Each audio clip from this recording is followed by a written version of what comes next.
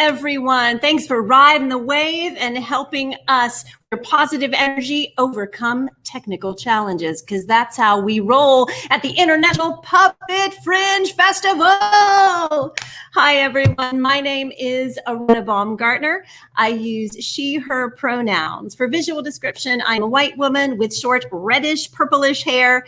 I am wearing a black t-shirt with a puppet print on it, seated in front of a table filled with puppets and puppet posters and puppet books at my puppet home, the Center for Puppetry Arts. Speaking of home, everybody, welcome home.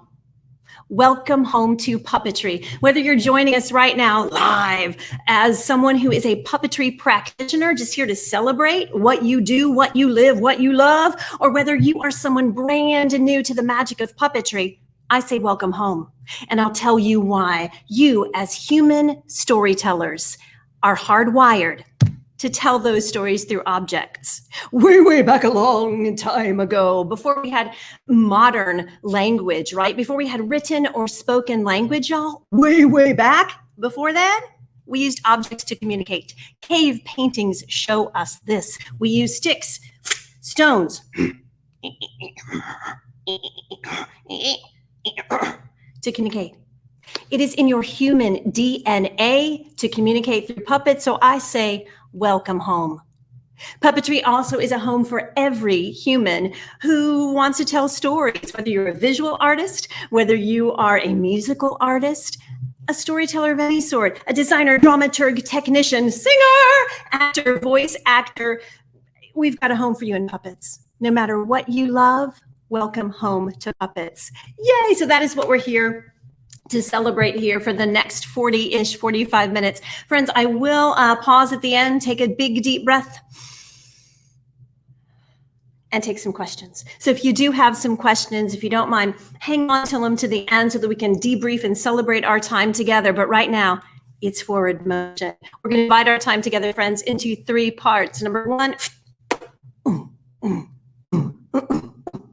is answering the question, what is a puppet? Number 2, we'll be briefly looking at general categories of puppets. And then number 3 are puppet basics, right? The vocabulary that we use as puppet storytellers for object to life. That's what we're going to do. It is a crash course in the magic of puppetry. Please look at the amazing folks, any of us enough to present at this festival. We are so happy to provide more resources following this amazing fringe. So this is just meant to be an introduction. If you'd love to continue your journey, I'll also tell you at the end how we can support you do that. Ready? Are you ready? Are you really ready? That's what I'm talking about. Let's do this thing. Part 1, what is a puppet? At the Center for Puppetry Arts here in Atlanta, Georgia, we answer the question this way. A puppet is anything that you can pick up and bring to life. It does not have to be big, fancy, and expensive in order to be an effective tool for storytelling. Anything you can pick up and bring to life. Come on! Anything you can pick up and bring to life. Say it with me. Anything you can pick up and bring to life. Awesome. When you realize that the world around you is filled with magic, filled with objects to help you tell stories, the world explodes. Where?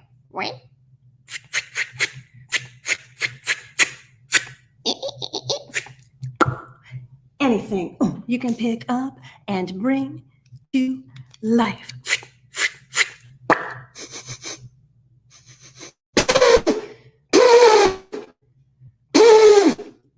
Do not let the fact that you don't think you're a puppet builder or a puppet designer, or that you don't know if you have puppets around you, stop you from being a puppet storyteller, a puppeteer, because anything you can pick up and bring to life is an effective puppet friend. So after inspired by the International Puppet Fringe and the stories and workshops and panels and conversations, hello.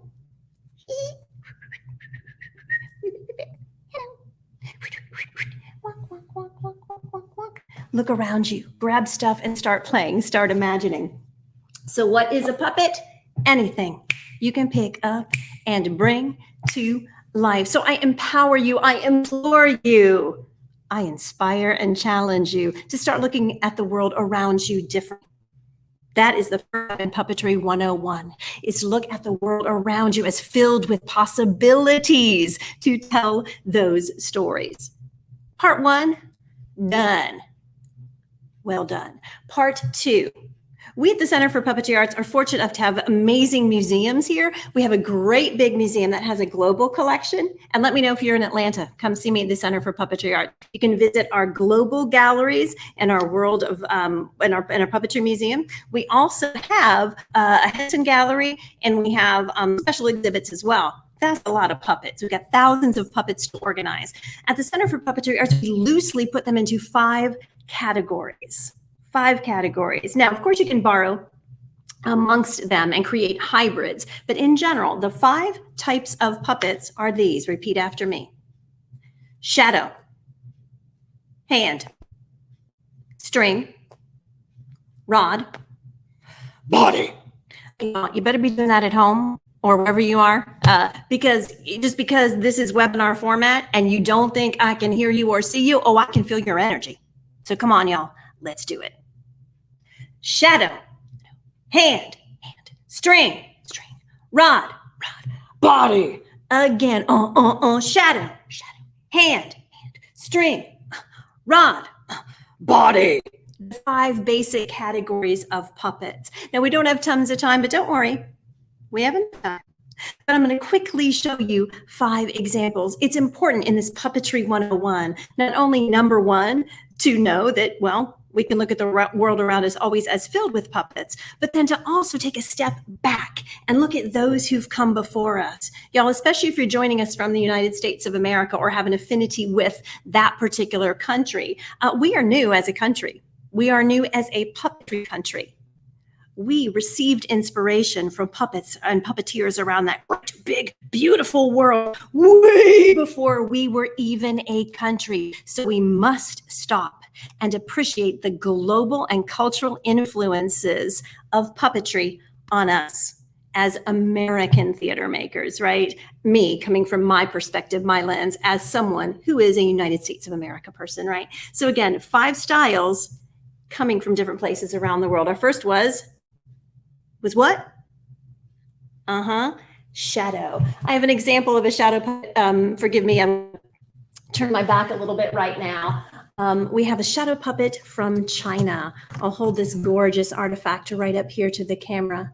This beautiful puppet is handmade, hand pressed, hand cut, hand dyed, a press it screen shadow puppet, because in performance it would be pressed up against a screen. And with that gentle pressure, right, is how we would make puppet magic. We do think that possibly shadow puppetry is the old type of performative puppetry. A legend goes like this, that back in 800 BC, when a gentleman by the name of Emperor Wu of the First Han Dynasty was understandably bummed out because someone he cared for a great deal had passed away, had left their journey here on this physical earth, this mortal earth. His advisors came to him with figures of the wife in support of, in memory of her. And when those beautiful moving figures passed in front of the flame and cast a shadow on the wall, that became one of the first puppet shows and inspired him to lead and to guide. Right, pretty cool. So some of the earliest form of puppets. This puppet does have a removable head intentionally. In this particular style, again, this beautiful puppet, shadow puppet from China, in this particular style, the heads do remove, also in some glove puppets from China, and goes in their little boxes. So at the end of the night, because you are so good as a puppet storyteller, we don't want the puppet to be filled with your talent and energy and story and come to life on its own. So we remove the head and put it in a separate box. So though now we're so happy that shadow puppetry has reached across the globe, this particular one and some of the ancient and most beautiful and powerful roots of shadow puppetry are in this part of Asia, in China. shadow, hand. Number 2, let me jump on in. And if you're just joining us, no worries. Hi, Aretta from the Center for Puppetry Arts in Atlanta. We're overviewing 5 styles of puppets, and then we're going to jump on in and play and learn the basic vocabulary and technique of all puppets. So the next, friends, I'm going to reach over here for Mr. Punch. Mr. Punch, or Punchinello, is from England. This awesome glove puppet. It's how I operate him. He's actually such a big head. I have to do this sometimes. This awesome puppet, glove puppet from England, is inspired by Italian Commedia dell'arte, which is a physical theater that used masks in Italy in the late 1600s or so. That influence made its way to England, Scotland, and Wales and started the Punch and Judy. Judy, the other character in these shows, Mr. Punch's wife, Punch and Judy puppet shows, were performed in the courtyard of Shakespeare's Globe Theatre, among other places. Itinerant or traveling puppeteers, some of the earliest touring theater. What was puppets? Awesome. Some of the earliest audience participation in theatrical performing came from this as well. And the shows that were done, incredible, like a gorgeous combination of CNN meets SNL, the news of the day and satire or comedy. So this glove puppet tradition comes straight at us from England and that part of Europe, really rich glove puppet tradition. Shadow, hand, string. The one I have in here behind me is a string puppet from the Czech Republic. And again, I'm overviewing some of the most influential places, though these traditions have now inspired many people around the globe. This one comes from the Czech Republic. It is a string puppet or a marionette. Those are interchangeable terms in our world. This upright control, a simple machine, a pulley, some amazing engineering techniques, right, go into the building and designing of puppets. So now I'm walking on air. Hello, hello. So when I wiggle, the pulley look at me getting closer and higher, and I'm walking towards you.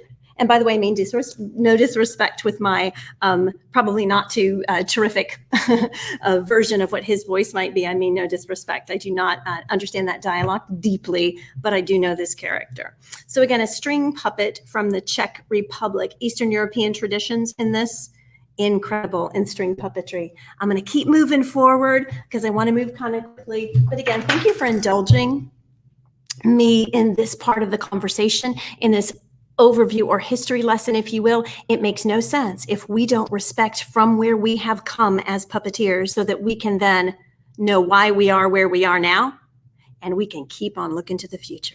Right? So thank you for indulging. This is very important that we honor the rich traditions and puppeteers and storytellers that have come before us.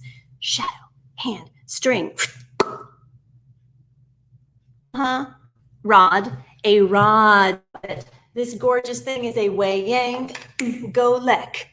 Wei yang, go lek. Very loosely translated as a moving rod figure. Rod right here. 2 arm rods and this gorgeous figure. This one comes from Indonesia, Java, Bali. That's where those traditions are really, really rich. Sometimes parts of Malaysia as well. These gorgeous shows, epics. Some of the shows lasting multiple hours. And I love this thought, puppet people, that these shows often were performed even if no audience was in place. These awesome puppeteers felt it their divine right and honor to tell stories with puppets, and they would perform knowing that the gods, whether that be capital G or little g, whatever floats your boat, right, that those gods are there to cheer them on, and that it is their divine right, responsibility, and honor to be a puppeteer. Pretty cool, right?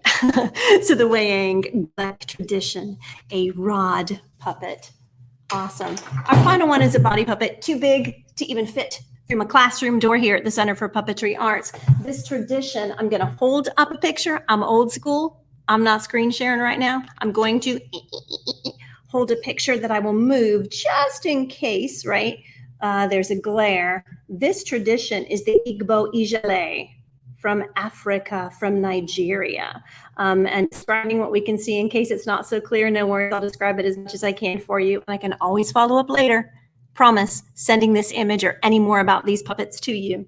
This awesome, awesome thing, this masquerade, this rig, if you will, is a beautiful, big, big, big puppet that is actually balanced on top of the puppeteer's head.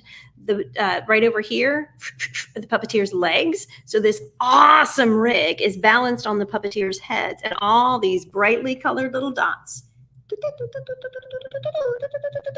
are individual puppets. Pretty cool. This tradition is only done at huge celebrations, be they funerals or birth celebrations. And this is a beautiful collaborative art. This person in the caftan down here has a drum, and that is that beautiful communication language to help the puppeteer know where he is going. And I do use the gender, the he, intentionally. In this case, it is a male puppeteer. Y'all, that's fast and furious, but thank you for just understanding and being inspired by what's come before us. And again, the 5 types of puppets. Let's do it. Shadow, hand, string, rod, body. One more time. Shadow, hand, string, rod, body. Guess what? All of the puppeteers who brought these to life, who bring these to life, all the puppeteers for many years really are doing the same basic thing. And that's what we're going to celebrate for the rest of our time together. Some of the techniques behind puppetry. Yay! Right. Even though you're going to encounter some directors, some puppeteers, some teachers that might use slightly different terms, that's cool. We're all meaning the same thing, right? So as we move and play and explore in the next bit of time, also know this, please, that you are one of a kind in the world. There's no body like yours. I will show you how this looks on my body, and you will do your own beautiful, unique version of it, right? Awesome. There's no typecasting in puppetry for the most part, right? No typecasting. Your body, every body will work beautifully. So I invite you to know that as we get up and play and explore, it is not a race. It is not a competition. You are not comparing yourself to me because there is no one else like you. Let that liberate you. Also, that being said, you know you're one of a kind body better than anyone else. So do what you can and wish to do within your space and in your human vessel to make it make sense. Yeah. I'm going to right now, just to let you know, I'm going to actually, my computer is on a rolling cart. I'm going to be rolling and moving that to a different location in the room, just in case that kind of movement might make you not feel so comfortable. No worries. What I'm going to do, friends, is count 3, 2, 1. You can then close your eyes. I will roll, and when I'm in place, I'll say, open it up. Yeah? So I'm going to roll this, and you'll see some motion here with my camera and in the room in 3, 2, 1. Ready to roll. Woo, woo, woo, woo. We're moving. We're moving. Y'all, we are in one of the classrooms at the Center for Puppetry Arts in Atlanta, Georgia. We're so fortunate to have this gorgeous space, and this gorgeous space is a 100-year-old school building. I love that this place where we are right now, gathering in our virtual space, my physical space has been a place of learning, exploration, passion, and teaching and joy for a long, long time. Thank you for being a part of the Center for Puppetry Arts Legacy and History right now. I appreciate it. Awesome. Friends, we are in place. If you would like to open your eyes, you may do so. This will be stationary now for a little bit of time. I am going to back up, but I will project. I will use my theater voice, because what we're going to do right now is prepare our bodies to be puppeteers. Y'all, we do not pick up puppet away. It's like you don't give a scalpel to a surgeon before he, she, or they are ready to use it. You don't give a power tool to someone who is a technician or a repair person in that way before he, she, or they are trained on it, right? Yeah. So we don't give puppets too early in the process. First, we train our gorgeous bodies to be ready to accept puppets. So by the time you get the puppets, you work with them, not against them. Yeah, so we're going to very quickly establish 2 important concepts for puppetry. One is actually stillness. How do you know a puppet is moving? Well, it's got to start from stillness. So we're first going to establish stillness with our bodies, then warm it up a little, And then we're going to get into the meat of our puppetry practice, yeah? So the first thing, I'm going to invite you wherever you are, if you are able to do so and choose to do so, to do your version of standing, please, okay? It's your version of standing. I'm going to back on up, and what you're going to do, and excuse me to bend my camera down a little bit. I'm borrowing a laptop right now, so I'm a little unfamiliar with the camera, but no worries. Friends, what I'm going to do right now is back on up. I will project. What we're going to do is put our feet together, please. We're going to create, by the way, a puppet universal. Puppet universal. I call it puppet universal. Puppet universal. It is the way we stand before we actually enter puppetry practice. You get a universe of characters. It's a universal pose to find stillness. Please always begin your puppetry practice in this stillness. It's gorgeous and wonderful. Here's my version. All right, friends, your feet are side by side, please. Feet are side by side. Your toes go in a wide V. Heels behind your toes. Inhale, roll your shoulders back. Exhale, shoulders come down and relax. Imagine now that you have tree roots going from the center of your heel to the center of the earth. Center of your heel to the center of the earth. Those tree roots ground you. I call those roots your puppet tree. All right, again, puppet universal, friends. Feet side by side, toes in a V, heels behind. Roll your shoulders back on the inhale. Exhale, shoulders come down, knees relax, feel those roots grounding you. Breathe in, breathe out. Find and enjoy this stillness. This is your puppet universal. From this stillness, it's a clean canvas on which you can paint any puppet character, right? A clean page on which you can write any puppet story. Puppet universal. Well done. I invite you please to stay in that position. I'm going to move closer just so that I can show you the next thing. Let's warm up a little. It's going to get crazy. It's going to get fun. They're called plays for a reason, y'all. Let's play. Raise your hand. Beautiful. Whichever hand you raise is the right one to use. Congratulations, you're a genius. Please bend your hand back at the wrist as flat as you can. Again, it's going to look different on your body. Good, it should. It's different than my body. That's cool. Make it as flat as possible, puppeteers. And envision, please, on your hand, on your palm, an invisible plate of spaghetti. In order to build upper body strength right now, and in order to warm up wrist, elbow, shoulder, wrist, elbow, shoulder, wrist, elbow, shoulder, I would love for you to try this with me. Envision that this plate of spaghetti is going to go over your head and under your arm. Practice later. Right now, it's just planting the seeds for you, okay? Over your head, under your arm. Please watch the spaghetti. Watch your puppet. That's called a transfer of energy. Watch your puppet so you know what it's doing. It's not about you. There's no room for ego in puppetry. The less you're noticed, the better, right? So watch that puppet, transfer of energy. Keep your eyes on that puppet. Over your head, under your arm. Over your head, under your arm. Well done. Over your head. Now, I'm just introducing this idea, giving you the gift of spaghetti. Practice that on your own, friends. We don't have tons of time. So again, planting seeds for 101, concepts, ideas, vocabulary, right? I would invite you to try that at your own speed, not a race or a competition. Then reverse direction is part 2. What? Then change hands. So dominant and non-dominant hands get to play. And then finally change directions. Yeah? What? Beautiful. So friends, that right now is just introducing the concept of stillness as the basis for puppetry.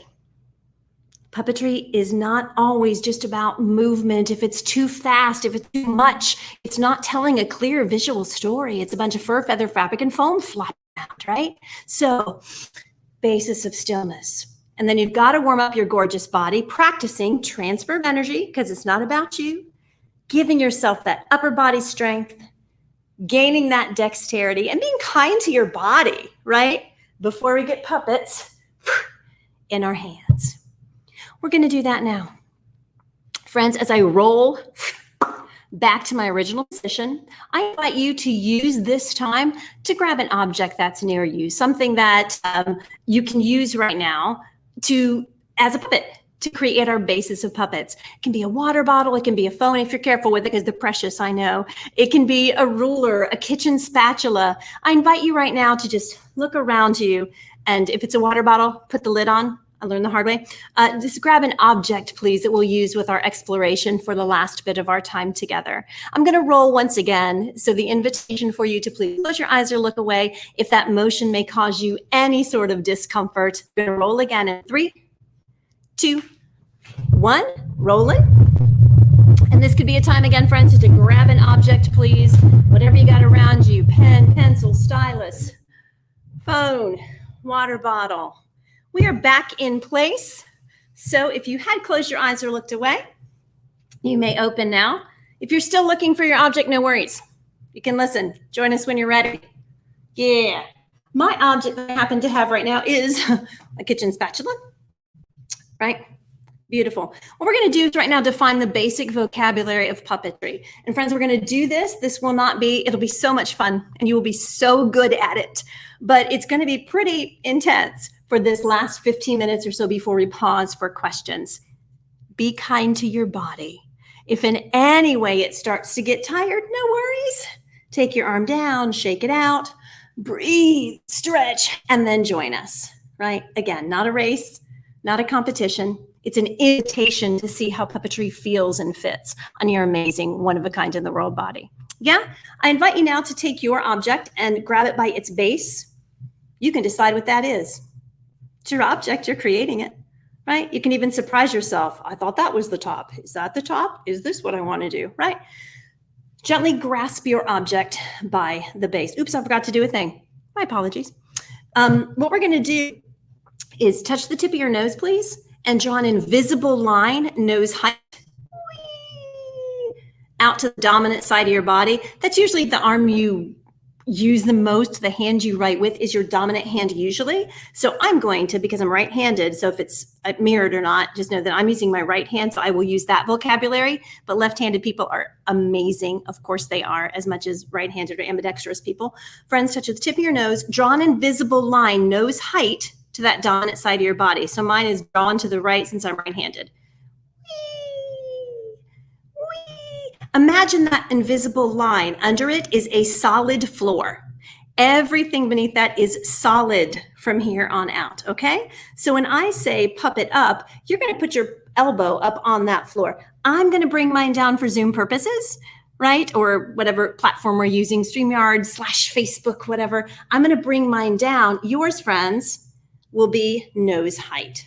Right? I'm just bringing mine down so we have a better visual as we learn and explore together today. So when I say puppet up, I invite you to pop your puppet up onto that floor, but let it settle with some weight or gravity, right? It's going to have weight or gravity to bring it back down. It doesn't just float in the air like it's weightless, because it's not. We have to, as puppeteers, imbue it with weight and gravity so it occupies the space it's taking up. So again, I'm bringing mine down, but yours is nose height, right? So when I say puppet up, it settles a little. It's got weight and gravity, almost as if gravity pulls it down. When it goes down, it's going to shift up a tiny bit to come down. It doesn't just fall. It shifts its weight up a little to come down. Got it? So let's do some pop up, pop down sequences, friends.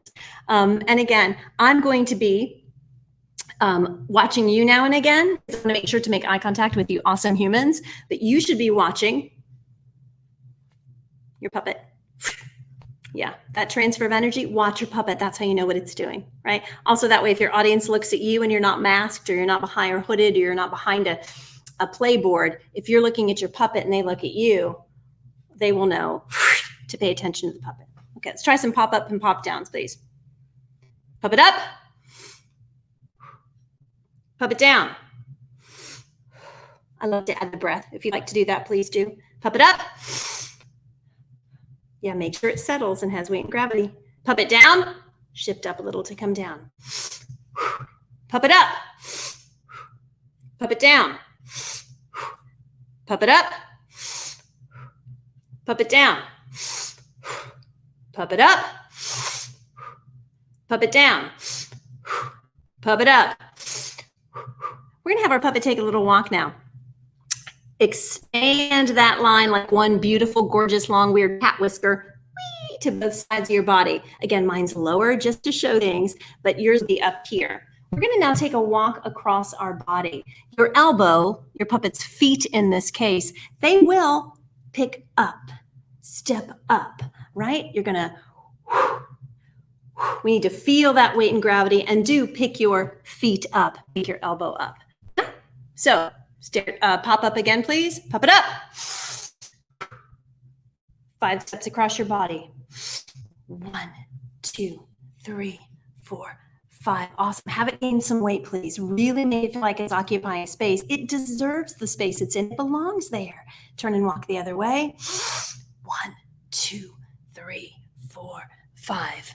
Again. 1. I'll bring mine down. 2, 3, 4, 5. 1, 2, 3, 4, 5. Up and down. Write that concept. Weight and gravity. That's called a pop-up. That's what I love to call it, a pop-up, pop down. Let's do a stair step.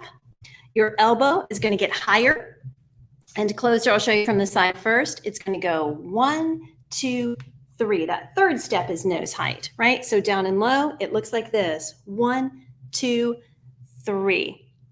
Yeah, that's what yours looks like. Right? 1, 2, I'll bring it down. To go down the stairs, have it turn away. It's got to look where it's going. It can't just walk, fall backwards. It's going to turn around, look down at the stairs, and then go. Yeah, take care of this gorgeous puppet.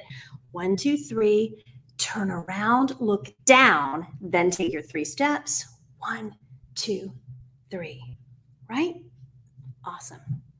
If your arm's getting tired, because I know you're up here doing all of this, no worries, bring it back down.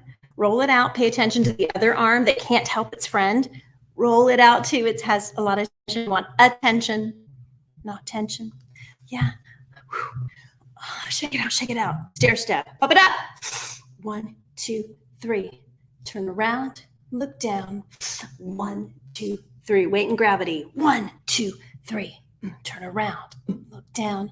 Oh, 1, 2, 3. Again. 1, 2, 3. I'll go high, down, down. 1, 2, 3. Got it? Beautiful. So again, having a floor, right? Floor, a consistent floor, because it's going to be the same in the whole show. You're not going to have a surprise mountain or a surprise valley unless it's articulated in the scenery, right? In general, keep a consistent floor and make sure it has weight and gravity as it contacts it. So that's floor. The next one is focus. Focus. We're doing so well. Thank you, friends. Hang in there 7 or so more minutes, maybe 8 as we use a lot of skills to go through these basics. Well done. The second is focus. Focus is where's your puppet looking. We know where you're looking, puppeteers. In general, you're watching your puppet. Yeah. It doesn't mean there aren't moments that you don't want to have direct address as you're a human being. If you choose to be a human character in your puppet show, of course you can direct address the audience. But when you're done with it, it's back at the puppet, right? We know where you're looking. Your focus is on your puppet. Focus is where is your puppet looking. Right now, even though my puppet doesn't have physical eyeballs, that's okay. A lot of puppets don't. Heck, a lot of amazing humans don't have them or have sight. Who cares? They're amazing things, right? So your puppet does not have to have physical eyeballs, but it always has to have a place to focus or look, right? So we're always going to be mindful of that. Right now, our neutral focus, and again, yours is higher, is kind of straight out and down a bit. If it is where you're comfortable and straight, you're probably looking out over the audience's head. Yeah. So we're going to actually bend it down a tiny bit. So when we pop it up, your neutral focus is up and down a little bit. Yeah. Your neutral focus is popping up and looking down a tiny bit. Friends, I'm going to invite you right now to look to the right. That can be with a simple object puppet like we're using now, just a flick of your wrist, right? That's a look. I'm sorry, that's a glance. But can you make your puppet look to the right? Can you make your puppet engage its body a little more, engage its core, because it may not have moving eyeballs. We need to make sure that your audience or the other characters really get a sense of where you're looking. So this is glance. This is a look. Right? How does that translate to your puppet? Glance, look, and back. Got it? Beautiful. Into the focus sequence where I will say, glance to the right, look to the right. I'll say glance to the left, and you can go ahead and have it go across your body. Glance to the left, look to the left, right? What does looking up look like? No, right? That glance. Look is leaning back. So your pelvis and your elbow are the same thing. Your elbow will come forward for that look, right? Down here so you can see the puppet. This is happening, but this is what's happening with my elbow. And then again, solidly connecting with that floor. Glancing down, looking down. Yeah, your elbow is going to pivot back. When I look down, my pelvis pivots back. Your elbow is playing the role of your pelvis. Alrighty, so let's do a focus sequence, friends. Pop it up. Nice, it's already in your body, isn't it? It pops up and it settles. I'll bring mine down just for showing purposes. Glance to the right. Look to the right.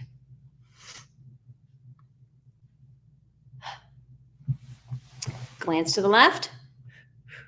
Look to the left. Glance up. Look up. Glance down. Look down. One more time quicker on our focus sequence. Glance to the right. Look to the right. Again, yours is up in the air, right? Checking in. Good. Glance to the left. Look to the left. Yeah, always coming back. Nice. Always coming to that floor solidly.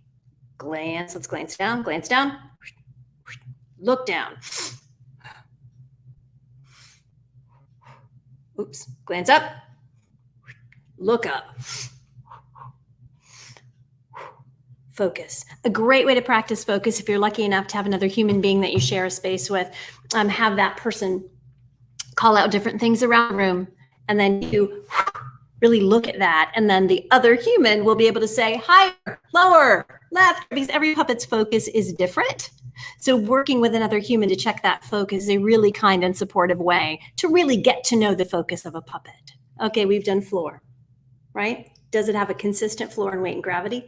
Focus is where's your puppet looking. The final thing, and one of my directors called it this, and I've just simply absorbed it through the years, is ambient movement. Ambient movement. Ambient movement. Those little things that make your puppet really pop. It's breath and thought and inner life. Breath, thought, and inner life, right? So notice we haven't talked about speaking yet. We don't need to. Puppetry is a movement art. Not every puppet needs to speak. The universe of language of movement tells the story, and dialogue fills in the blanks. What a gorgeous challenge, right? Yes. And the ambient movement really is that. It's breath, thought, and inner life. So for example, if I say to you, happy, we're going to practice ambient movement. I would love for you to pop your puppet up happily with that breath. Breath is ambient movement too. And have it take 5 happy steps across your body, right? What does that manifest, that ambient movement? Breath, thought, inner life. What does ambient movement of happiness look like? Yeah, maybe a little swagger side to side. It's different for everyone, but try your version of happy. 5 steps. Go the other way. 1, 2, 3, 4, 5. Look out and a happy breath down. If you'd like to count along, you know 1, 2, 3, 4, 5. You're already off book.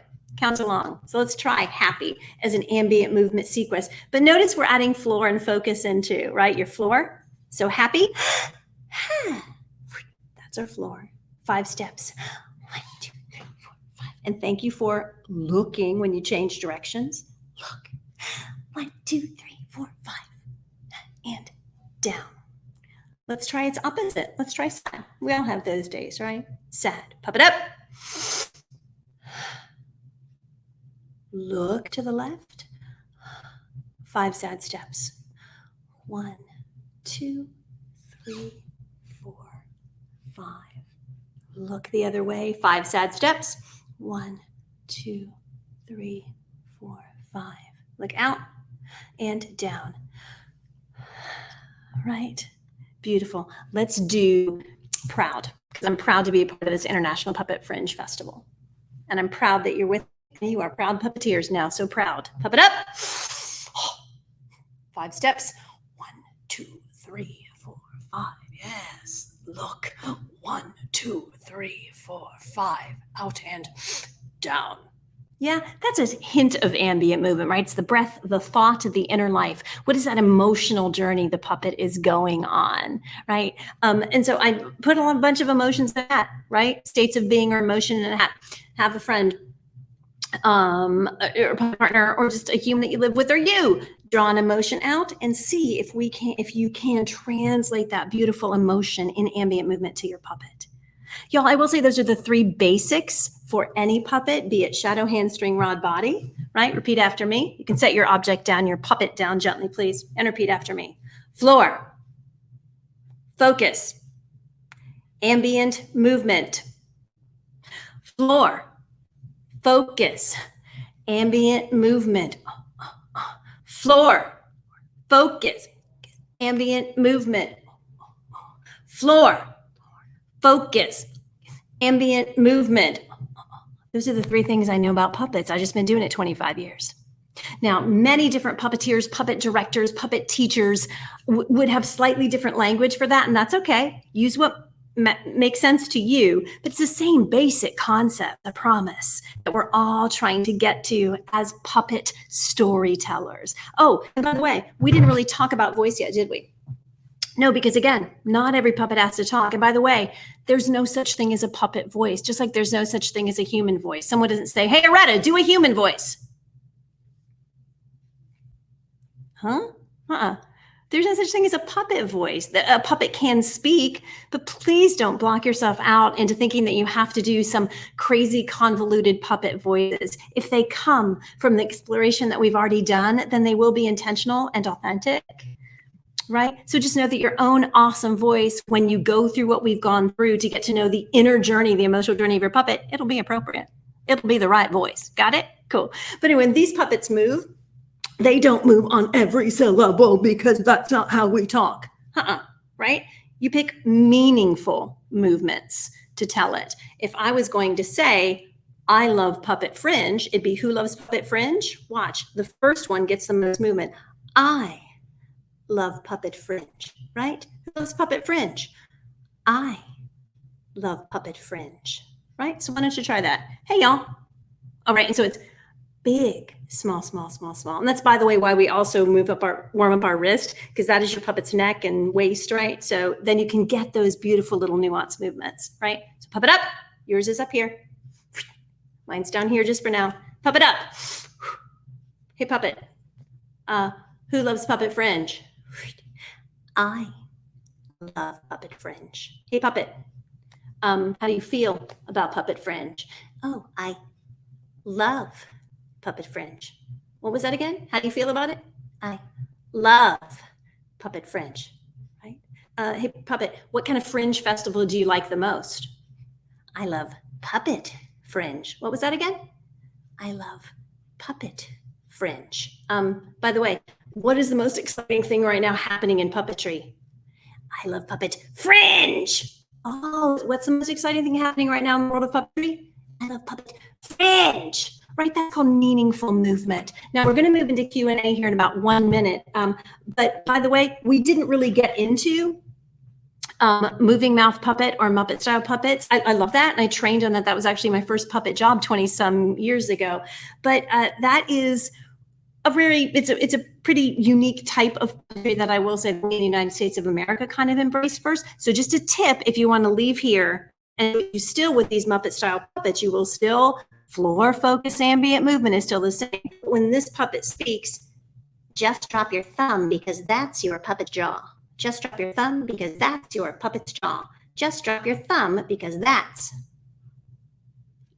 your puppet's jaw, right? When I speak right now, puppet fringe, it's my chin, my jaw, not the top of my head going, I love puppet fringe. So try to just drop that thumb because that's your puppet's jaw. Okay, friends. That is a crazy, wacky crash course in Puppetry 101. Kind of backing up. Let's get back to the beginning. A very good place to start. Copyright. The first thing we talked about is, first of all, just welcome home to puppets. I promise that all of you have a home in this, right? Not only as humans who used objects to communicate way back before we had written and spoken language, but as artists, as beings who express through music and writing, visual arts and movement and acting. It combines all the art. So welcome home. What is a puppet? Anything you can pick up and bring to life. Anything you can pick up and bring to life. The things that we bring to life, 5 styles. Shadow, hand, string, rod, body. Again, shadow, hand, string, rod. And how are those brought to life? With techniques such as floor, focus, ambient movement. Floor, focus, ambient movement. Floor, focus, ambient movement. Got it? Before any of that happened, friends, so we did step back and we elevated the stillness. That is really at the core of puppetry. I love what I do. I'm an energetic person, but puppetry has taught me the gift and power of stillness when I need it.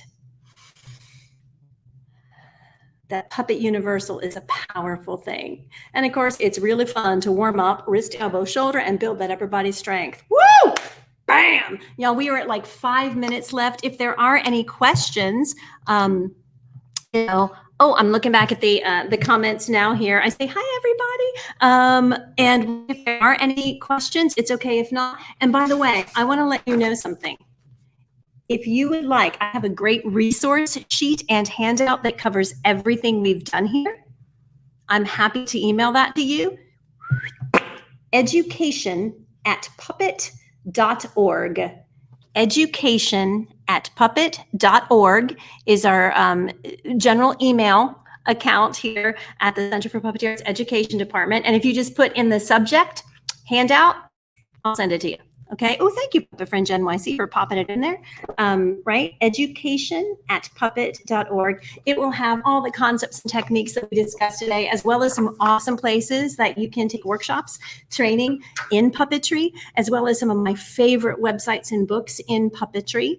And that'll all be in there for you too, if you choose. Friends, if you are just here right now to enjoy this time together, thank you and congratulations. That's exactly what you've done. Thank you for spending this time here too. I see some friends and colleagues in there. So thank you for being here and for sharing the magic of puppetry. I will double check. I'm going to pop over into the private chat. By the way, Daniela and Sandro have been incredible on the back end, helping us work through some technical stuff. So these things that you're enjoying right now pretty easily and quickly don't happen easily and quickly. We need to thank from the bottom of our little puppet hearts, our friends at the International Puppet Fringe Festival NYC. What they do for and with puppetry is a treasure, and it is just an honor to be here with them right now. So Daniela, Sandro, Manuel, the entire team from Teatro Sea, entire International Puppet Fringe. Oh, I see a question. Out of the 5 puppet styles, which is your favorite? I have become completely enamored with rod puppets lately. I love that fluid movement. Rod puppets are my jam, and my puppet partner and I have created a piece recently with using some rod puppets. It's really that fluidity and the idea, right, of going from angular to fluid is so captivating and so hard, and I love it. So thank you for that question, Lee. That, I think, is the one that is inspiring me so much right now. And I'll just take a quick peek. So again, no worries if there aren't any questions. I think right now you can sort of absorb all that stuff too. And so thank you for all these wonderful comments and thoughts. Oh, look, and some friends are in here too that I've seen. When will I be able to see you again, Andrew? It's very important. Safe travels to you. I hope you come. Maybe I could come across and visit you in your new home, but no matter what, we can always see each other this way. Thank you. It's time for me to say a reluctant goodbye, but from Aretta, from the Center for Puppetry Arts in Atlanta, Georgia, thank you for supporting this amazing International Puppet Fringe Festival. And thank you so very much for exploring, sharing, and diving into the magic of puppetry with me in this Puppetry 101 session. Again, education@puppet.org. If you would like to, whether you're watching this recorded later or live right now, pop off an email. It says handout. I'll hook you up. Thank you, everyone. Enjoy the Fringe and have a fantastic evening or day or afternoon whenever you're enjoying this.